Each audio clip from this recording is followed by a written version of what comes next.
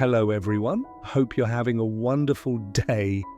What if a red winter coat, a bag of ginger, and a dog named Don were all it took to change the rhythm of a home? Today, we're stepping into Diep's world, where a simple gift sets a tone of care. School runs turn into tiny victories, and a humble chicken coop plan becomes a blueprint for fresh starts. From budgeting at the market to teamwork in the garden, you'll see how small choices build a life that feels safe, warm, and new. If you enjoy this story, don't forget to subscribe so you won't miss the next heartwarming episode. Morning starts with the easy questions that make a house feel steady. Do you eat meat? Drifts from the kitchen, half a smile in the steam. Finish eating, then we'll go to school. We keep it light, the way you do when the clock on the wall is nudging everyone forward. There's the soft clink of a bill paid, a chair pushed back, a coat sleeve tugged into place. One of us calls from the doorway, "Have you arrived?" And the reply floats back, cheerful and unhurried. "I'm getting ready." Plans unfurl like a grocery list, simple and sure. "I'll swing out for a bit, I'll take Nye to school and then stop by." Nobody makes a speech, we just move. And then, quietly, without ceremony, a warm coat appears. The kind of winter red that turns the yard into a postcard for one clean second. It's a small thank you, a visible nod to all the help, all the care, all the times Diep and James chose patience over pride. "I don't know what color you like," someone admits, and the receiver blushes. Why waste money? Not scolding, just shy. The reassurance is soft, but firm. "Try it on. If you like anything, I'll buy it." A sleeve glows in the low sun. The day gets a little braver. "I've bothered you too much," slips out, because that's what people say when gratitude feels too big for the moment. But it fades because the morning is busy and kindness refuses a receipt. One heads out to pick fruit, the other waves and turns to work. We promise to take Nye out to play next time, reminding each other to be careful on the road. It's a beginning without fireworks, just the quiet promise that comes when small things are done on purpose.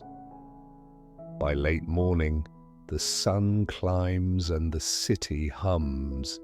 Nye is at school, thank goodness, because the market is a maze of heat and chatter. "Sister, would you like some ginger?" sings a familiar voice. We weigh, we count, we confirm. 15 kilos, remember? The number lands like a drumbeat. The total settles at 105,000. Brows knit.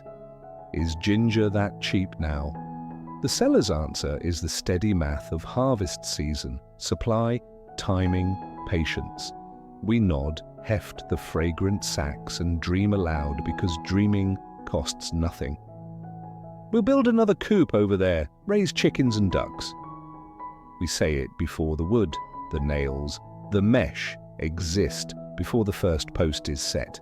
That's how plans become places. You say them aloud and let them grow.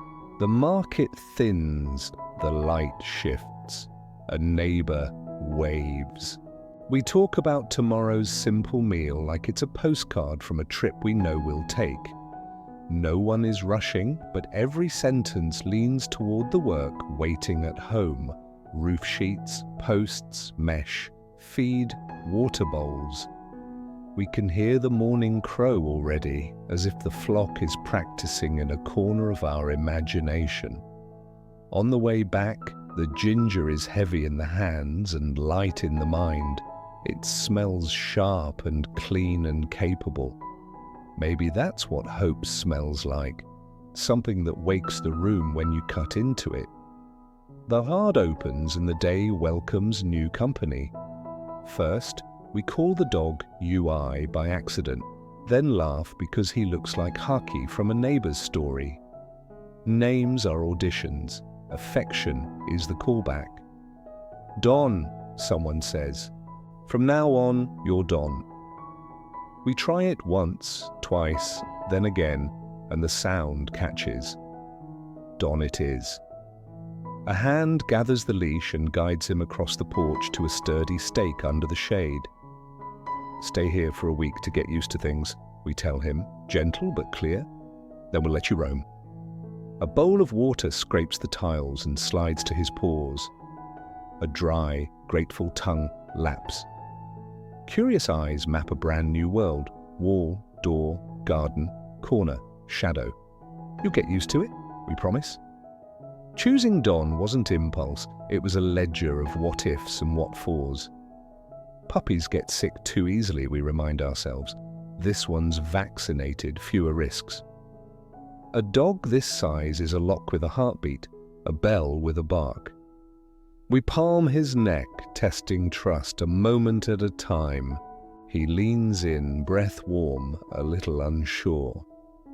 Be good, Don, we say, fastening the knot where metal clicks on wood. The leash taps like a mild metronome. The yard grows a new kind of quiet, the kind with presence in it. Security doesn't always look like fences. Sometimes it's a steady gaze and four planted paws. Back inside, the house is clean, in that way that smells like floor soap and relief. I'll plant this last tree, a voice says across the damp yard, and the other holds up a pail. I'll water the vegetables. The new fence does its job. Chickens curious but kept at the edges, the lettuce spared for once. Put that in the corner, one of us points. We'll work here so it's less cluttered. Pathways matter, even in a small yard. Where your feet go, your habits follow. Leave this area as a walkway, we decide, and suddenly the place breathes. We talk the way people talk when they're side by side, shoulder deep in ordinary tasks. Agricultural products sell well this season. I just harvested grapefruits. So good. Then the kind of practical question that belongs to people who take notes and try again the next day. I meant to call and ask about caring for pineapples and grapefruits, but you were busy. The answer arrives like a recipe from a grandmother, short, exact and stubborn. This season, just weed. It's never as glamorous as people think. Most good things are just the sum of pulling out the wrong stuff so the right stuff can breathe. We set a post and it tilts. The ground argues. Rocks make it sturdy, soil alone is weak, someone says. And that's a sentence I want to frame over the sink.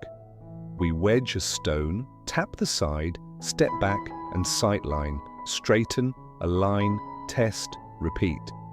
Each small fix is a quiet victory, the kind that never makes the news.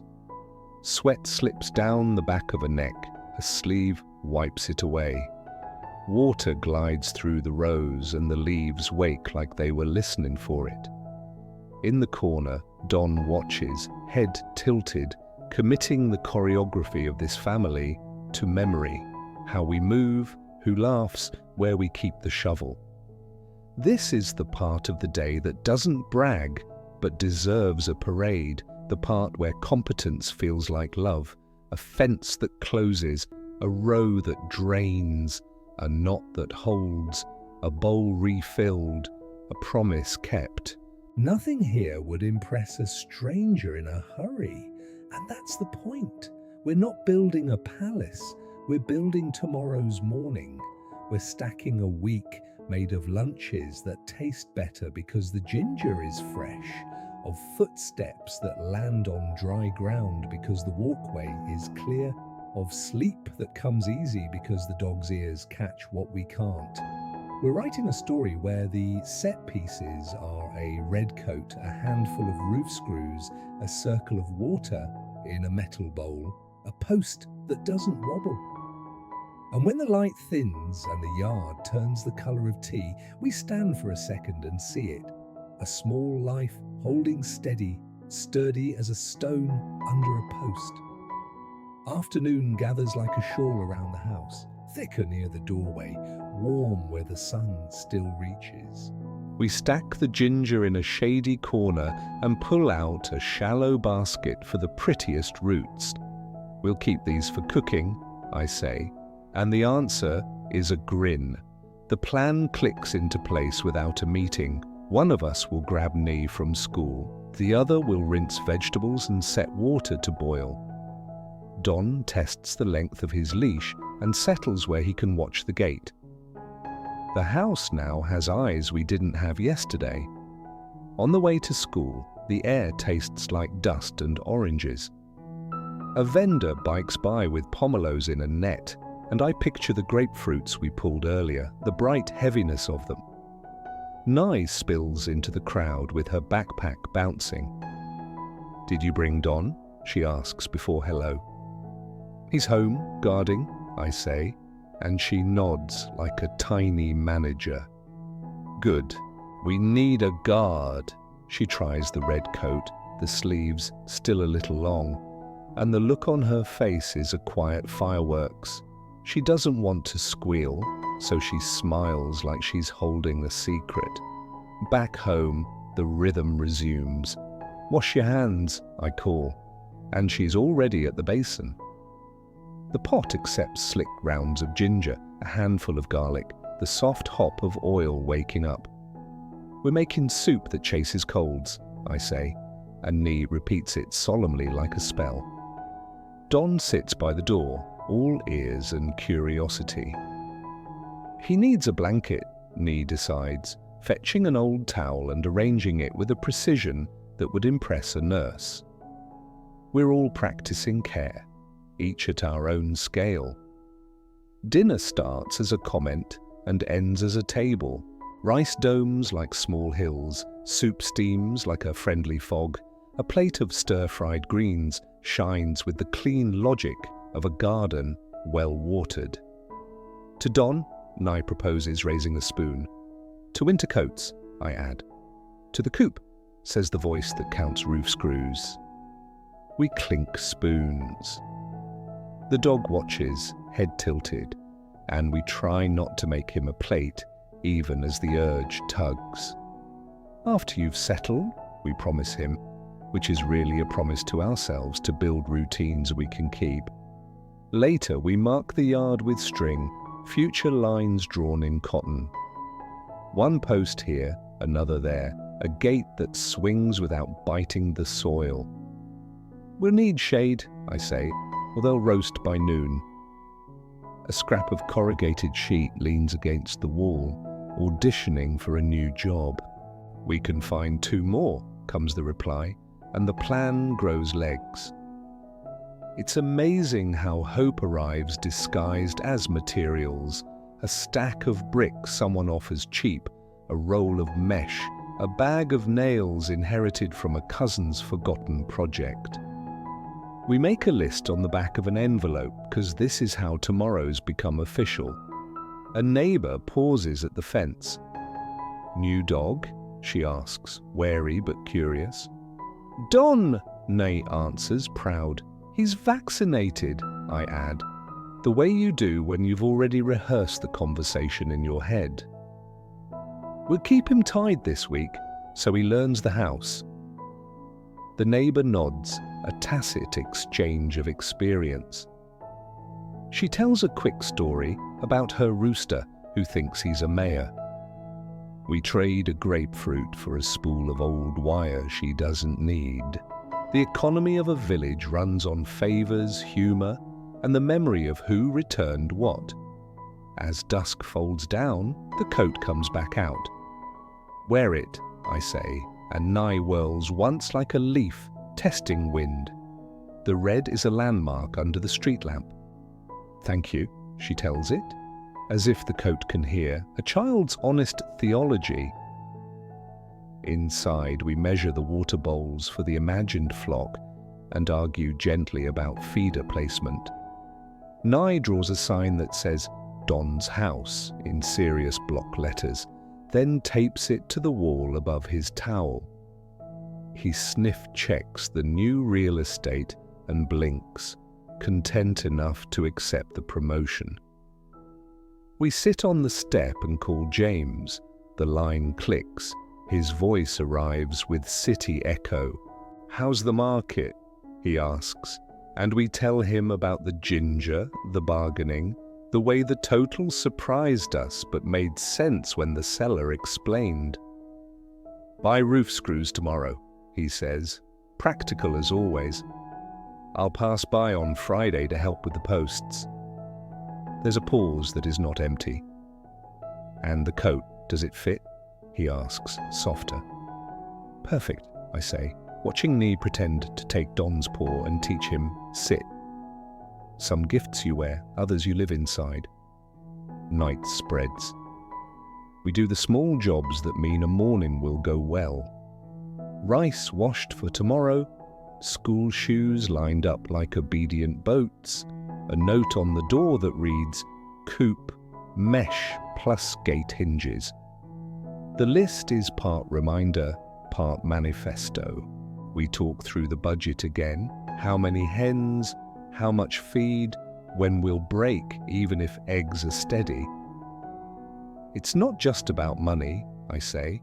"It's about mornings that start themselves." No alarms, just responsibilities we chose. The house approves with the creaks of a roof cooling off. Before bed, we step into the yard one last time. The garden holds its breath, listening to the quiet. Don's leash makes a soft sound as he turns once and settles. The stars look like thumbtacks pinning the night in place. "It smells like ginger," Nee says, and she isn't wrong. The day has a spice to it that lingers. We talk about the walkway we left open and the way it felt to pull weeds and see space appear. "Rocks make it sturdy," she repeats, parroting wisdom she'll one day pretend she always knew. We laugh and the sound feels like proof that the worst parts of last year are losing their grip. In bed, Nye lists tomorrow's hopes. Finish the fence, teach Don stay, take the coat to show and tell. Her voice slows, softens, slips into sleep. I sit in the doorway for a minute because this is the richest view I know, child breathing, dog guarding, house honest about its age, but determined to be kind. I think about the coop that doesn't exist yet and somehow already changes us. About the way budgeting is just a love letter in numbers. About how competence is a warm blanket, not flashy, not loud, but the exact weight that lets you sleep. Here's the truth we keep relearning. Big lives are built from small days that don't spill. A winter gift that says, "I see you." A market exchange that respects the season's math. A dog who learns our footsteps and stands in the doorway so we can set the shovel down and eat hot soup. A fence that keeps chickens out of the lettuce and worry out of our sleep. We didn't move mountains today. We planted a post, chose a name, cleared a path, and taught our hands the next right thing. Tomorrow will come and we'll be ready, not because we're lucky, but because we are careful, together, and stubborn in all the gentlest ways. Some stories end with fireworks. Ours closes with a red coat by the door, a warm pot of ginger soup, and Don listening at the gate. Today reminds us that big lives are built from small, careful days, a fair price at the market, a fence made straight with one stubborn stone, a child sleeping easy because home feels held. The math of love is simple. Show up, clear the path, and teach your hands the next right thing. If one moment moved you, the coat on Nee's shoulders, the first bark that felt like safety, or the coop plan that sounded like hope, tell me in the comments which beat caught your heart. If this quiet courage speaks to you, please like the video, subscribe for the next chapter, and share it with someone building their own gentle, steadfast tomorrow.